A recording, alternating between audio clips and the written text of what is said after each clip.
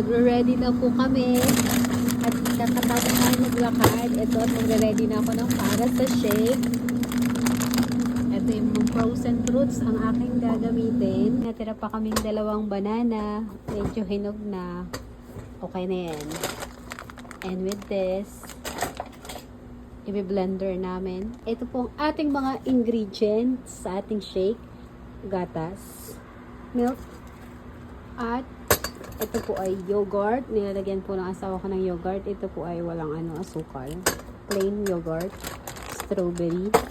Frozen strawberry. So, ito po ay berries. Frozen berries. Triple berries. Start na po tayo. First, magugas muna tayo ng kamay. Alright. Let's wash our hands.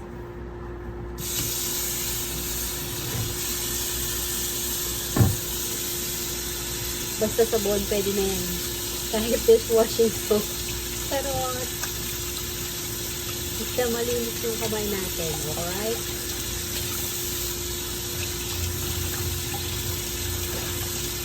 Bago tayo mag-make ng shake.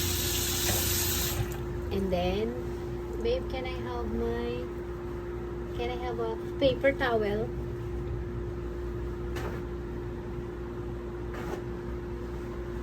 Okay, and I'll wash my hands. First, we're gonna put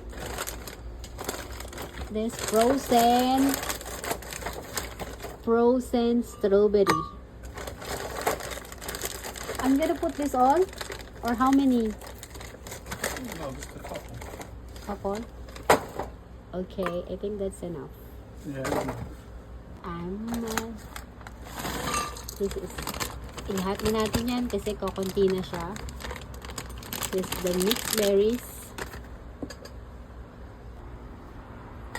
2 scoop of yogurt. Just two spoons. This banana.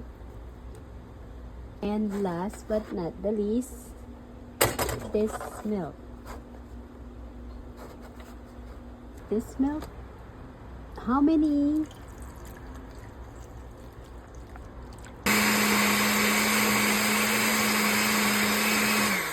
It's done. Let's check. Okay na ang ating healthy fruit shake. Ito, tapos na mga mi. Tikman na natin yung ginawa kong shake. It's good. And here's the shake. Dito sa labas, dito na ako magre-rest. Let's drink. Matchy siya sa aking jacket. Both purple.